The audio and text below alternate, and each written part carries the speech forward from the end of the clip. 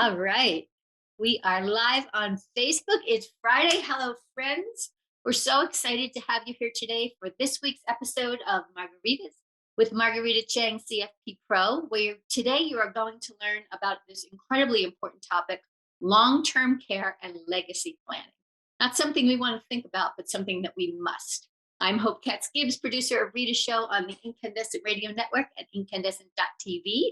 And I know you're going to appreciate learning from today's guest, First Atlantic Brokerage VP, Barclay Sisk. Barclay is in North Carolina. Rita is in Maryland. I'm in Santa Fe. And we are just thrilled to be here with you today. So take it away, Miss Rita. Well, thank you so much, Hope. This topic is so important to me. Today is a special day. I say that every time, but really, truly, today is February 25th, 2022. This is actually the seventh anniversary of my dad's passing. And this topic of long term care is very important because my daddy died from complications from Parkinson's disease. And I could think of no better guest than Barclay because Barclay is going to share his passion for helping advisors and clients address long term care. And preparing for our time today, Barclay's like, 15 minutes, Marguerita. I could talk for 15 days straight about this. I was like, I know you can. And I promise you'll come back and we'll deliver an amazing CE program for advisors. Without further ado, Barclay, thank you so much for being here Thank and you. share with us your passion for helping advisors address W- long-term care. Well, let me get to my how I got in the business. 30 years ago, I decided to take this journey to the financial services industry. And what brought me into it is I did an audit at a nursing home when I was in college, and all the bills were getting messed up, and the nursing home was going under because they weren't getting their payments for Medicaid on time. And I was like, there's got to be a better way. And then about 2 years later, I decided to get into the financial services industry. And my father comes back from one of his retirement meetings and he goes, Barkley, you need to get in on this long term care thing. I think it's going to be a wave of the future. And the rest is history. I've been doing it ever since. Well, thank you for that. Wow. So auditing a nursing home. So what is long-term care? I know it's a silly question, but let's just start there. Long term care is the services that are needed and support that's needed when a person has um, personal health needs beyond what they can do for themselves. And it's for an extended period of time. Usually in our world, they say that you're going to need care for more than 90 days. Most long term care is unskilled, it's coming from family members, neighbors, friends. And this is assistance with your activities of daily living, which is bathing, dressing, toileting, transferring from bed to chair, caring for your incontinence, and eating. However, I want to mention something when it comes to this. A lot of times when we talk about long term care planning, we're thinking about the home health care when you need care with these two activities of daily living. But there is a lot of caregiving that goes on before you even get there. Like, for example, somebody that has dementia, they may not need help bathing or dressing or eating, but there's a lot of caregiving that goes on that's not seen. So we have to be very careful with that because I always say we need to take care of the caregiver. So when we're doing long term care planning, we need to accept that there is some short term care needs out here that not be covered or qualify as a long term care need. Absolutely. And you and I mentioned, we discussed that many times it is women who are really the heroes providing unpaid care. So, can you talk about the different levels of care and how people pay for care? Okay. Think about it as when it comes down to usually when somebody needs long term care, they go into a hospital, they spend 3 days, they come back out. And the first place they take them is a skilled nursing facility. And a lot of times these are rehabilitation centers, which everybody's kind of used to after hip surgery, knee surgery. And that's your skilled care. Then you have intermediate care, which is not around the clock RNs, but you have an RN on staff. But most of the care out here is custodial, which is just verbal or hands-on assistance with your activities of daily living. And then how do people typically pay for this care? That's the big question, right? Okay. With skilled care, Medicare pays for about the first 100 days of care. However, one thing that people don't realize, yes, it does pay for that first 100 days, but the average payout from Medicare is about 28 days. Their job when you're in a facility that is doing skilled care, their job is to get you back to custodial, either to move you back home, to move you to an assisted living facility, or to move you to another skilled facility. Um, and that's paid by Medicare. The other option that people hear all the time is Medicaid.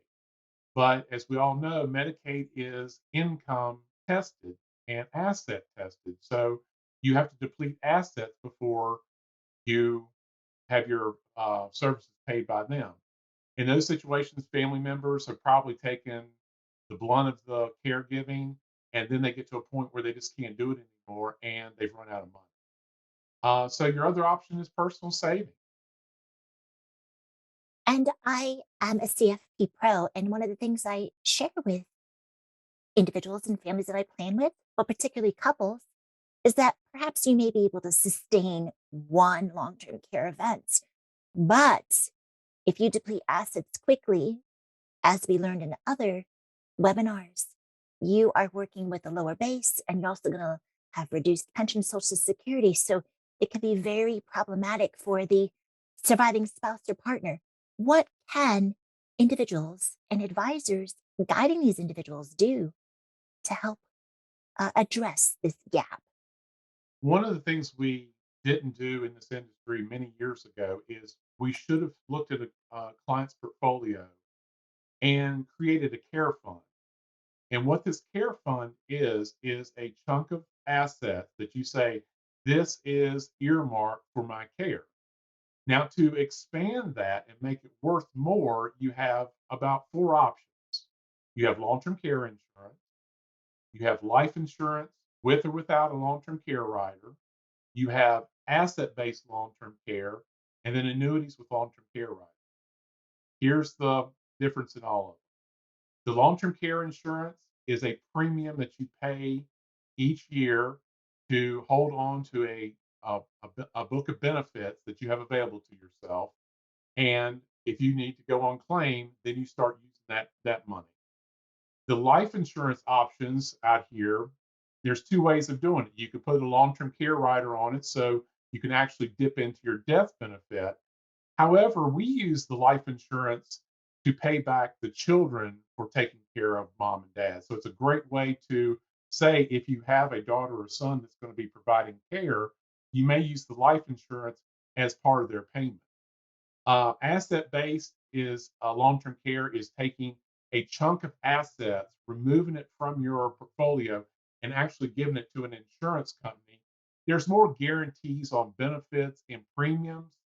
However, it is a larger chunk of assets. As I mentioned earlier, sometimes we have a lot of short term and caregiving things that we need to take care of.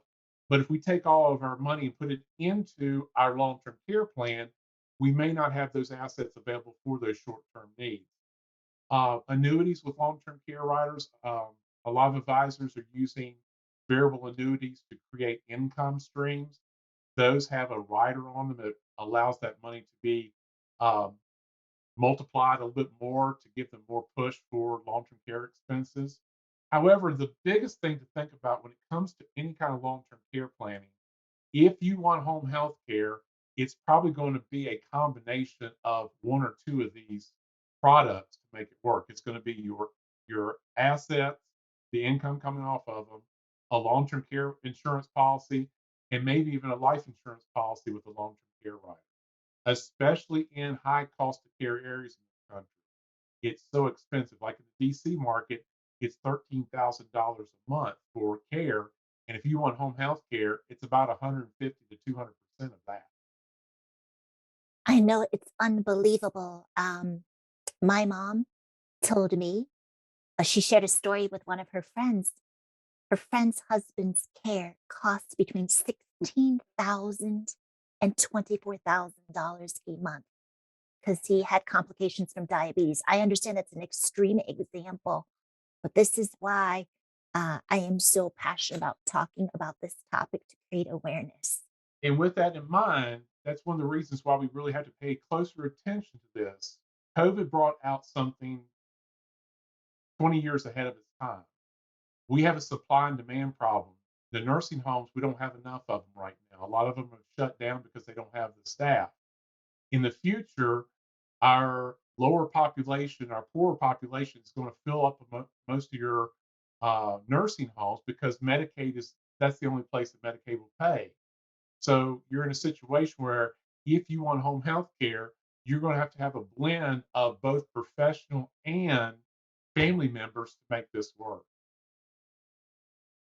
Exactly. COVID has accelerated this. So, what are some things for people to consider when it comes to planning for long term care? I know there's a lot, but what are some considerations? First, talk to your advisor about your desires when it comes to hospital needed care and make sure that you explain how, what, when, and where you want care. It's not their plan, it's your plan. Talk to your advisor all the time about current health concerns, um, diabetes, depression, pain. Long term, what is that going to have effect on your body? At 55, you may feel fine, but at age 85, you may not be able to pick your spouse up off the sofa because your body's frail. So we have to kind of get back here to our 50-year-old and tell our 80-year-old you, hey, this is not going to work. Um, Very importantly, in higher cost of care areas, you have to have the talk before mom and dad get dementia because with one of our carriers, your benefits go from $10,000 a month down to 5,000 as your ability to get benefits because of the history of dementia. So that's a $60,000 difference. Even though you can afford to, purchase the $10,000 a month, you're limited to five.